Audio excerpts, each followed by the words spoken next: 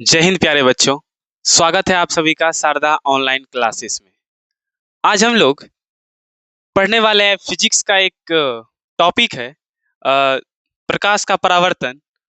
उस चैप्टर से एक जो इम्पोर्टेंट टॉपिक है कि अवतल दर्पण और उत्तल दर्पण में क्या अंतर है।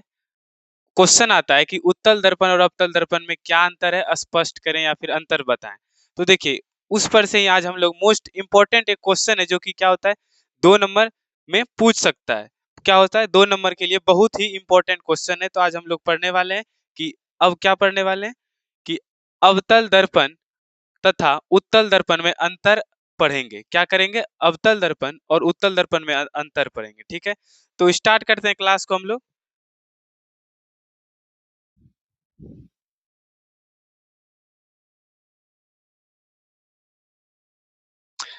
तो देखिए, क्वेश्चन है कि अवतल दर्पण और उत्तल दर्पण और अवतल दर्पण में क्या अंतर है। क्या है कि अवतल दर्पण और उत्तल दर्पण में क्या अंतर है। यहां से इसको काट दीजिए और इधर लिखिए उत्तल दर्पण। देखिए, इसी टाइप से आपको लिखना है। यदि क्वेश्चन आ जाए कि उत्तल दर्पण और अवतल दर्पण में क्या अंतर है, तो सेम इस प्रकार का आप लिखना है कि पहले लिखिएगा उत्तर उत्तल दर्पण और अवतल दर्पण में निम्न अंतर है। क्या लिखिएगा? उत्तल दर्पण और अवतल दर्पण में निम्न अंतर है। एक तरफ लिख लीजिएगा उत्तल दर्पण और एक और लिख लीजिएगा उत्तल दर्पण। ठीक है, तो देखिए, ऐसी ही पॉइंट वाइज आपको लिखना है। पहला दिया है अंतर दोनों में कि वह दर्पण जिसका परावर्तक सतह धसा हुआ होता है उसे अवतल दर्पण कहते हैं।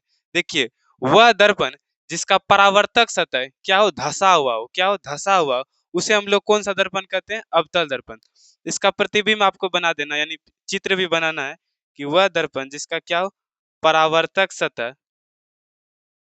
क्या हो, परावर्तक सतह क्या हो, धसा हुआ हो, क्या हो, धसा हुआ हो, उसे हम लोग कौन सा दर्पण कहते हैं? तो अवतल दर्पण कहते हैं। ठीक उसी प्रकार उत्तल दर्पण में पहला देखिए अंतर दोनों में कर रहे हैं। वह दर्पण जिसका परावर्तक उठा हुआ हो, यानी परावर्तक सतह उठा हुआ हो, उसे उत्तल दर्पण कहते हैं। क्या कहते हैं? वह दर्पण जिसका परावर्तक सतह उठा हुआ हो, यानी उठा हुआ हो, उसे उत्तल दर्पण कहते हैं। जैसे देखिए,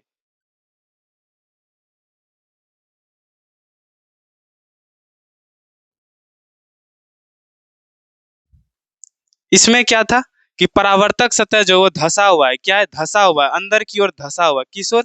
अंदर की ओर धसा हुआ है। तो ये कौन सा दर्पण था? अवतल दर्पण। ठीक उस प्रकार जब परावर्तक सतह क्या है, उठा हुआ है, क्या ऐसे उठा हुआ है परावर्तक सतह, ऐसे क्या ये परावर्तक सतह है, तो ये क्या हुआ, उठा हुआ है। तो क्या कह रहे हैं, इसको उत्तल दर्पण कह रहे हैं। ठीक है, तो एक एक दोनों का अंतर हम लोग देख लिए। अब नेक्स्ट देखते हैं। नेक्स्ट नेक्स्ट है कि अवतल दर्पण को अवतल दर्पण में अभिसरण की क्षमता पाई जाती है। क्या होता है अवतल दर्पण में? कि अभिसरण की क्षमता पाई जाती है, यानी समांतर किरण को एक खास बिंदु, एक बिंदु पर मोड़ने की क्षमता पाई जाती है। क्या होता है? एक बिंदु पर मोड़ने की, यानी जो समांतर किरण आ रही है उन सभी को अभिसरण यानी मोड़ने की क्षमता पाई जाती है। किसमें? तो अवतल दर्पण में। नेक्स्ट है उत्तल दर्पण में। देखिए, उत्तल दर्पण में अपसरण की क्षमता पाई जाती है। क्या होता है कि अवतल दर्पण में अभिसरण की क्षमता पाई जाती है, यानी मुड़ने की क्षमता।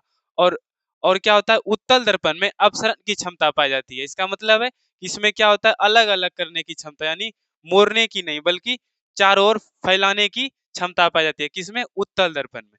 और तीसरा पॉइंट देखिए, अवतल दर्पण में प्रतिबिंब वास्तविक और काल्पनिक दोनों बनता है। क्या होता है कि अवतल दर्पण में प्रतिबिंब, बिंब का जो प्रतिबिंब बनता है परावर्तन के बाद, वो क्या होता है इसमें अवतल दर्पण में, कि काल्पनिक और वास्तविक दोनों प्रकार का प्रतिबिंब बनता है। ठीक, आ जाइए आप लोग उत्तल दर्पण में। तो उत्तल दर्पण में केवल काल्पनिक प्रतिबिंब बनता है। क्या होता है? केवल काल्पनिक प्रतिबिंब बनता है। और वास्तविक प्रतिबिंब को हम लोग क्या करते हैं, पर्दे पर उतार सकते हैं, और काल्पनिक प्रतिबिंब को हम लोग पर्दे पर नहीं उतार सकते हैं। क्या कर सकते हैं? काल्पनिक प्रतिबिंब को हम लोग पर्दे पर नहीं उतार सकते हैं। ठीक, देखिए, चौथा पॉइंट है कि अवतल दर्पण में प्रतिबिंब बड़ा अथवा छोटा बनता है। क्या होता है? अवतल दर्पण में प्रतिबिंब बड़ा अथवा छोटा बनता है। क्या होता है? बड़ा अथवा छोटा बनता है। और क्या होता है उत्तल दर्पण में? उत्तल दर्पण में हमेशा छोटा प्रतिबिंब बनता है। और उत्तल दर्पण में हमेशा छोटा प्रतिबिंब बनता है। क्या होता है? हमेशा छोटा प्रतिबिंब बनता है। एक और इसमें लिख लीजिए। नहीं, और देखिए अब हम लोग क्या करते हैं, देखिए यही था इसका अंतर। अब हम लोग क्या करते हैं, एक ओवरव्यू देख लेते हैं। अवतल दर्पण और उत्तल दर्पण। देखिए इसका आप लोग क्या लिखिएगा, पहला पहला क्या था, पहला था कि अवतल दर्पण का, अवतल दर्पण का परावर्तक सतह, परावर्तक सतह धंसा हुआ होता है, धंसा हुआ होता है। और उत्तल दर्पण में क्या था कि उत्तल दर्पण का परावर्तक सतह, परावर्तक सतह उठा हुआ होता है। क्या होता है, उठा हुआ होता है। ठीक। और देखिए इसका दोनों में अंतर लिखने बोलेगा, देखिए क्या लिखिएगा, इसका लिखिएगा कि अवतल दर्पण में सीधा, आपको तो जो लिखना है वो हम पहले बता दिए, अब बता देते हैं। इसमें अभिसरण की क्षमता पाई जाती है। कौन कौन सा, अभिसरण की क्षमता, क्षमता पाई जाती है। किसमें, तो अवतल दर्पण में। किसमें, अवतल दर्पण में अभिसरण की क्षमता पाई जाती है। ठीक। आ जाइए उत्तल दर्पण में, तो उत्तल दर्पण में कौन सी क्षमता होती है, अपसरण की। इसमें अपसरण की क्षमता, अपसरण की क्षमता पाई जाती है, पाई जाती है। और क्या इसका पॉइंट है, और हम लोग क्या क्या कर सकते हैं, अलग किन किन पॉइंट से कर सकते हैं। अवतल दर्पण में क्या होता है कि काल्पनिक और वास्तविक दोनों, यानी वास्तविक, वास्तविक एवं काल्पनिक प्रतिबिंब, काल्पनिक प्रतिबिंब बनाती है। और उत्तल दर्पण में क्या होता है, केवल, उत्तल दर्पण में क्या होता है कि केवल काल्पनिक प्रतिबिंब बनता है। कौन सा, काल्पनिक प्रतिबिंब, प्रतिबिंब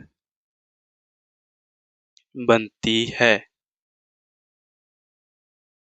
और चौथा पॉइंट क्या लिखेंगे कि अवतल दर्पण में प्रतिबिंब बड़ा और छोटा, इसमें क्या होता है, और वास्तविक, वास्तविक प्रतिबिंब, देखिए वास्तविक प्रतिबिंब बनता है, बड़ा एवं छोटा दोनों बनता है। क्या होता है, बड़ा एवं छोटा दोनों बनता है। वास्तविक और काल्पनिक इसको छोड़ दीजिए, पहले पहले ही पॉइंट में देख लीजिए। इसमें क्या होता है, बड़ा और छोटा दोनों प्रतिबिंब बनता है। और क्या बनता है, उल्टा और सीधा दोनों बनता है। किसमें, अवतल दर्पण में। लेकिन इसमें क्या होता है, इसमें केवल, इसमें केवल क्या होता है, सीधा प्रतिबिंब बनता है। क्या बनता है, सीधा बनता है और छोटा बनता है। क्या बनता है, छोटा, सीधा और छोटा। तो क्या है, इसमें अवतल और उत्तल दर्पण में अंतर हम लोग देख लिए। ठीक है, मिलते हैं नेक्स्ट वीडियो में। आज के लिए इतना ही, धन्यवाद। और वीडियो को सभी के साथ शेयर जरूर कीजिएगा, और नए चैनल पे यदि नए होंगे तो चैनल को सब्सक्राइब जरूर कीजिएगा। शारदा ऑनलाइन क्लासेस से आप जुड़ सकते हैं। 9th और 10th की सभी विषयों की तैयारी के लिए आप लोग शारदा ऑनलाइन क्लासेस के साथ जरूर जुड़े। धन्यवाद, मिलते हैं अगले वीडियो में।